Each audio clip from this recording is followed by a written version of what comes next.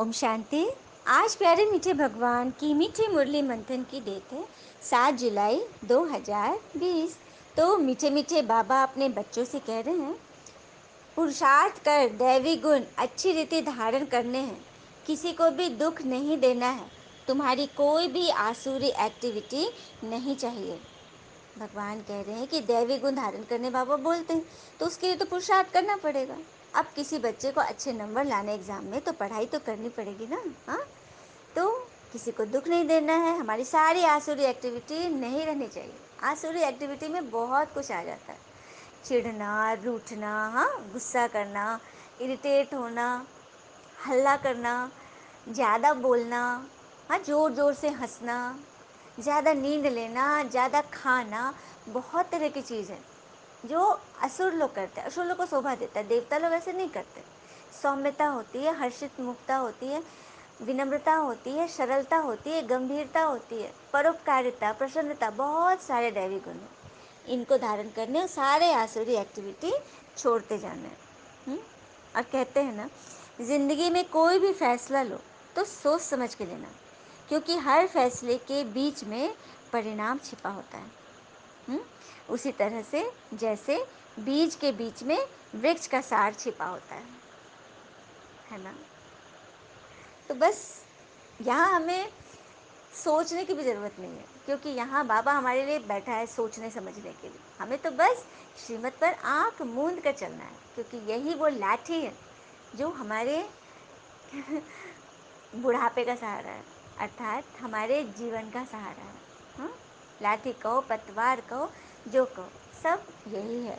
और सबसे बड़ी बात, आज के समय प्रमाण इम्यूनिटी की कितनी चिंता हो रही है सबको, शरीर की इम्यूनिटी के लिए कितना कोशिश कर रहे हैं। हाँ, सबसे ज़्यादा क्या कर रहे हैं कोशिश, काढ़ा पी रहे हैं, जो कि कभी किसी ने नहीं पिया। पुराने समय में हमारे पूर्वज लोग पीते थे, लेकिन अभी नए समय के बच्चे बड़े भी एकदम फास्ट युग में आ गए। नहीं नहीं, ये सब कौन करता है, टाइम देना ही नहीं है इस सब चीज़ के लिए। तो बस शरीर की इम्यूनिटी का ख्याल के लिए अभी सभी लोग ये सब कर रहे हैं, नियमित रूप से सेवन कर रहे हैं।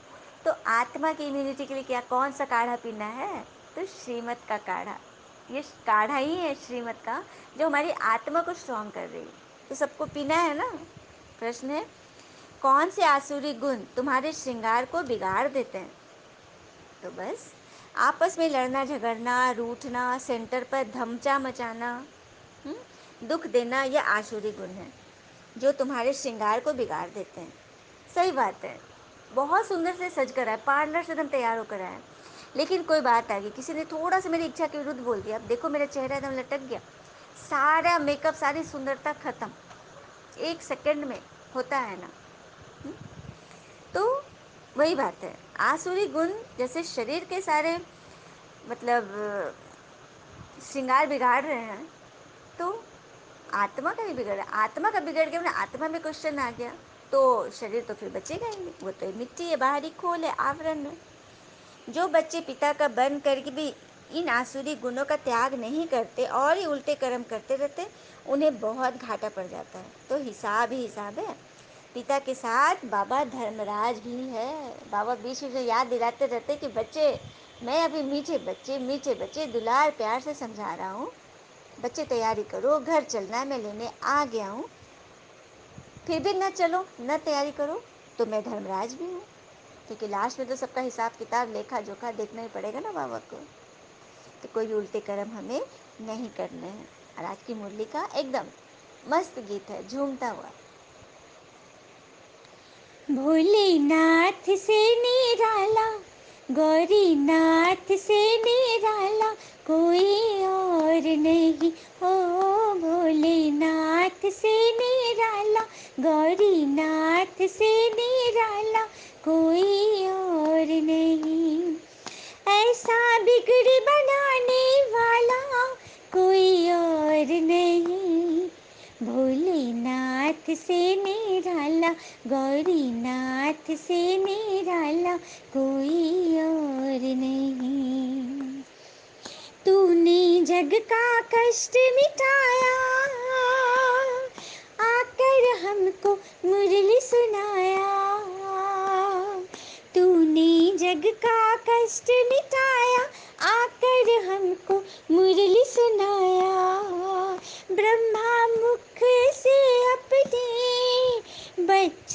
जगाया, भोलेनाथ से निराला, गौरीनाथ से निराला कोई और नहीं हो, भोलेनाथ से निराला, गौरीनाथ से निराला कोई और नहीं। शिव का डमरू डम डम डोले, अगम निगम के भेद खोले। शिव का डमरू डम डम डोले, अगम निगम के भेद खोले। ऐसा भक्तों का रखवाला कोई और नहीं, भोलेनाथ से निराला कोई और नहीं। शांति। रूहानी बच्चे यह तो जान चुके हैं कि ऊंच से ऊंच भगवान हमें पढ़ा रहे हैं। मनुष्य गाते हैं और तुम देखते हो दिव्य दृष्टि से। मतलब बाबा कह रहे हैं कि मनुष्य तो गाते हैं ये सब भजन आदि, लेकिन तुम बच्चे तो साक्षात सामने बैठकर भगवान के साथ में मिलकर गीत गा रहे हो। आत्मा ही पढ़ती है, आत्मा ही धारण करती है। फिर आगे बाबा बोल रहे हैं, बाबा सम्मुख आते ही बच्चों से पूछते हैं, बच्चे देही अभिमानी होकर बैठे हो? बाबा के बच्चों प्रति महावाक्य है, बच्चे आत्माभिमानी बनने का बहुत पुरुषार्थ करना है। आत्माभिमानी अर्थात स्वयं को भी आत्मा समझना और सामने वाले को भी आत्मा समझना। वो कुछ व्यर्थ बोल रहा है, कुछ निंदा ग्लानि कर रहा है तो शरीर कर रहा है, आत्मा नहीं करती। आत्मा में तो ये सब संस्कार है ही नहीं। आत्मा तो प्रेम सुख शांति आनंद गुणों से भरनी है। ये तो शरीर के गुण हैं, अवगुण, काम क्रोध लोभ मोह अहंकार ईर्ष्या आलस। तो हमें तो इन आँखों से जब हम आत्मा में टिकेंगे ना, तो हमें ये शरीर दिखाई नहीं देता। विनाशी चीजें हमें दिखेगी, हम तो अविनाशी के पुजारी हैं। तो आत्मा ने तो कोई कष्ट दिया ही नहीं, तो फिर हम क्यों ले लेते हैं? यही है आत्माभिमानी बनने की स्थिति। तो घूमते फिरते भी विचार सागर मंथन करते रहो। बहुत बच्चे हैं जो समझते हैं हम जल्दी जल्दी इस नरक की छी छी दुनिया से जाए सुखधाम। मतलब बच्चे चाहते तो है कि दुखधाम से परे सुखधाम जाए, लेकिन उसके लिए पुरुषार्थ तो करना पड़ेगा। क्योंकि ऐसे तो नहीं बने, कोई जादू तो नहीं करेंगे बाबा के 1 सेकंड में नरक को स्वर्ग बना दे, नहीं। यदि बच्चे बिना पढ़े स्वर्ग पहुंच जाएंगे तो स्वर्ग को भी 1 सेकंड में नरक बनाने में देरी नहीं होगी। इसीलिए तो बाबा लायक सपूत बना रहे हैं, है ना। समझ में आ रहा है ना सबको कि बाबा क्या चाह रहे हैं। फिर योग नहीं होगा तो एकदम गिर पड़ेंगे। नॉलेज तो बहुत सहज है, हिस्ट्री ज्योग्राफी सारी बुद्धि में आ जाती है। बहुत अच्छे अच्छे बच्चे हैं जो प्रदर्शनी समझाने में बड़ी तीखी है, और आत्माएं चाह भी रही है कि प्रदर्शनी करें, क्योंकि प्रदर्शनी से बहुत फ़ायदा है।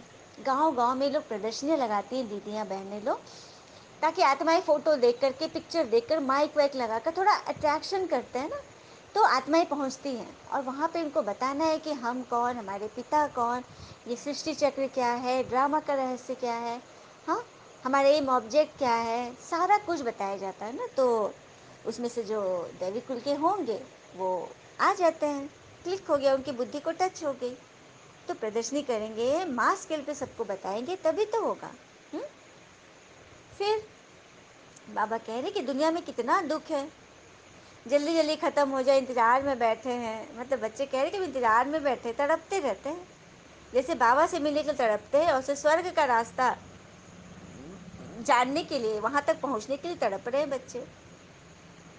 हाँ, तो इसमें बड़ी गुप्त मेहनत है। याद की मेहनत कोई से पहुँचती नहीं, गुप्त याद में रहे तो पिता के डायरेक्शन पर भी चले। बाबा कह रहे हैं गुप्त याद करना, योग भी गुप्त रीति से करना है। हाँ, तभी तो बाबा की डायरेक्शन टच होगी, उस अनुसार चलेंगे। फिर यह किसने कहा? शिव बाबा ने। टीचर काम देते हैं तो करके आते हो ना। स्कूल में भी जो टीचर होमवर्क देते हैं तो बच्चे, सिंसियर बच्चे करते हैं ना। तो यहाँ अच्छे अच्छे बच्चों को भी माया करने नहीं देती। होमवर्क नहीं कर पाते बच्चे, धारणा नहीं होती, फंस जाते हैं। तो बाबा वही कह रहे हैं कि कई बच्चे डिससर्विस कर अपने आप को जैसे श्रापित कर लेते हैं। हाँ, दूसरे को बहुत तंग करते हैं, कपूत बच्चा बनते हैं तो अपने को आप ही श्रापित कर लिए। सही बात है, कपूत बनेंगे, भगवान को पहचान कर जान कर भी यदि सपूत न बन पाए, कपूत बन गए, हाँ, निंदाग्लानि कर रहे हैं, वही पुराने संस्कार अभी भी धारण किए हुए हैं। तो अपने आप को हम खुद ही वरदान दे रहे हैं कि ऐसा ही भव एवं अस्तु। डिससर्विस करने से एकदम पट पड़ जाते हैं। बहुत बच्चे जो विकार में गिर पड़ते हैं और क्रोध में आकर पढ़ाई छोड़ देते हैं। कई सारी रिपोर्ट है, बाबा सबकी बता रहे हैं। तो मैनर्स अच्छे रखने हैं। बाबा ब्राह्मणी को कहते हैं रजिस्टर ले आओ। एक एक का समाचार सुनकर समझाने दी जाती है। बाबा कह रहे कि जो सेंटर पे बच्चे आते हैं उन सब की पूरी जानकारी रजिस्टर में हो। हम्म पूरा चार्ट हो। बाकी माया तो बड़ी दुश्मन है। बंदर से मंदिर बनने नहीं देती है। ऊंच पद पाने के बदले और ही बिल्कुल नीचे गिर पड़ते हैं। फिर कभी उठ न सके मर पड़ते हैं। बाबा बच्चों को बार बार समझाते हैं ये बड़ी ऊंची मंजिल है, विश्व का मालिक बनना है ना, तो यह सब चीज़ तो तूफानों को झेलना ही पड़ेगा। बाबा ने तो साफ कह दिया। कभी नहीं बाबा ने कहा कि तुम पे तूफान नहीं आएंगे, तूफान तो आएंगे ही। और फिर जो विश्व के मालिक बनने वाले बच्चे हैं उनके ख्यालात बहुत ऊंचे और चलन बड़ी रॉयल होगी। भोजन भी बहुत कम, जास्ती हपच नहीं होनी चाहिए। याद में रहने वाले का भोजन भी बहुत सूक्ष्म होगा, अर्थात कम होगा। कहा जाता है ना, खुशी जैसी कोई खुराक नहीं। ऐसी खुशी में सदैव रहो तो खान पान भी बहुत थोड़ा हो जाए। हाँ, बहुत खाने से भारी हो जाते, फिर झुटका आने लगता है। ज़्यादा नहीं खाना है। भोजन सदैव एक रस होना चाहिए। ऐसे नहीं कि अच्छा भोजन है तो बहुत खा लिए। बाबा इन सब से हमें बचा रहे हैं। अच्छा, मीठे मीठे बच्चों प्रति भगवान के नमस्ते। हम बच्चों के भी प्यारे शिव पिता को नमस्ते। और बाबा दिल से सभी आत्माओं की तरफ से आपको वेरी वेरी गुड मॉर्निंग। धारणा के लिए मुख्य सार है। पहली पॉइंट, हम दुख हरता सुख करता पिता के बच्चे हैं। हमें किसी को दुख नहीं देना है। डिससर्विस कर अपने आप को श्रापित नहीं करना है। कहते भी है ना कि ठोकर खाकर भी जो ना गिरे तो ये है राही का नसीब, वरना राह के पत्थर तो अपनी फर्ज अदाई करते ही हैं। है ना बड़ी बात। दूसरी पॉइंट है, अपने ख्यालात बड़े ऊंचे और रॉयल रखने हैं। रहम दिल बन सर्विस पर तत्पर रहना है। खाने पीने की लालच को छोड़ देना है। तो अपने ख्यालात हमें बहुत ऊंच कुल के रॉयल खानदान सा रखना है। रहम दिल बन सर्विस पर तत्पर रहना है। यदि हम रहम दिल रहेंगे तो सबसे पहले घर परिवार से शुरुआत करनी है। हाँ, जहाँ पर से कोई ब्लॉकेज है, संबंध ठीक नहीं है, उसे बहुत ज़्यादा साकार देना है और सर्विस पर तत्पर रहना है। रहम की भावना इमर्ज करके उसको माफ़ करते जाना है। हाँ, वो कुछ भी करे उसे क्षमा है, वरदान दिया बाबा ने। ड्रामा की नॉलेज से अचल स्थिति बनाने वाले प्रकृति व माया जीत भव। ड्रामा की नॉलेज से अचल स्थिति बनाने वाले प्रकृति व माया जीत भव। तो सबसे बड़ी नॉलेज ज्ञान, ड्रामा की नॉलेज। यदि ड्रामा पे अपार निश्चय हो जाए ना, तो फिर हर किस चीज़ में निश्चय हो जाएगा। क्योंकि ड्रामा हमारी माँ है, माँ बन के आई है वो भी। हाँ, ये सृष्टि चक्र, ये प्रकृति के तत्व सभी हमारी माता रूप से पालना कर रही है। तो हम ड्रामा पर पक्का निश्चय रखें और जो कुछ भी हो रहा है, जो होने वाला है, जैसी भी परिस्थिति आए उसमें हम हताश निराश नहीं होंगे। जैसे एक बार एक ओलंपिक में भाग लेने वाला खिलाड़ी एकदम 4 दिन के बाद ओलंपिक होने वाला है, वो एकदम फाइनलिस्ट की लिस्ट में आ पहुंचा है। तो जो प्रैक्टिस कर रहा था ना, अचानक उसके दायां हाथ डिस्टर्ब हो गया, मतलब डैमेज हो गया, अब किसी काम का नहीं रहा। तो सभी लोग सांत्वना दिया, अब क्या होगा, तुमको 4 दिन बाद तो मैच है, हाँ तुमको परफॉर्म करना है, पिस्टल चलानी है। तो ये सोचने लगा, पहले तो दुखी हो रहा था, लेकिन 2-4 दिन के बाद उसको लगा कि चलो जो गया वो तो चला गया, लेकिन जो है उस पर तो ध्यान दे। तो उसने अपना देखा लेफ्ट हैंड, क्योंकि राइट हैंड में चोट लगी थी वो बेकार हो गया, तो लेफ्ट हैंड तो सही है। उसके बाद उसने लेफ्ट हैंड पर इतना फोकस दिया, इतना फोकस किया कि वो ओलंपिक में गोल्ड मेडल जीत गया। तो देखा, हाँ, कभी भी अपने आप को लूज़र की लिस्ट में नहीं रखना है। हम सदैव विनर हैं और जिसके साथ भगवान है, तो फिर डरने की क्या बात है ना।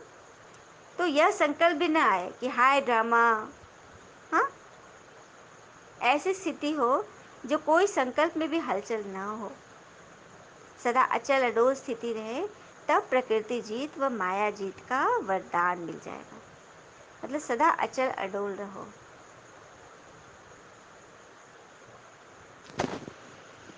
स्लोगन है, खुशखबरी सुनाकर खुशी दिलाना यही सबसे श्रेष्ठ कर्तव्य है। अब देखो, कोई भी किसी को बोले कि खुशखबरी है तो हाँ हाँ सुनाओ सुनाओ, होता है ना। तो हमारे लिए सबसे बड़ी खुशखबरी क्या है?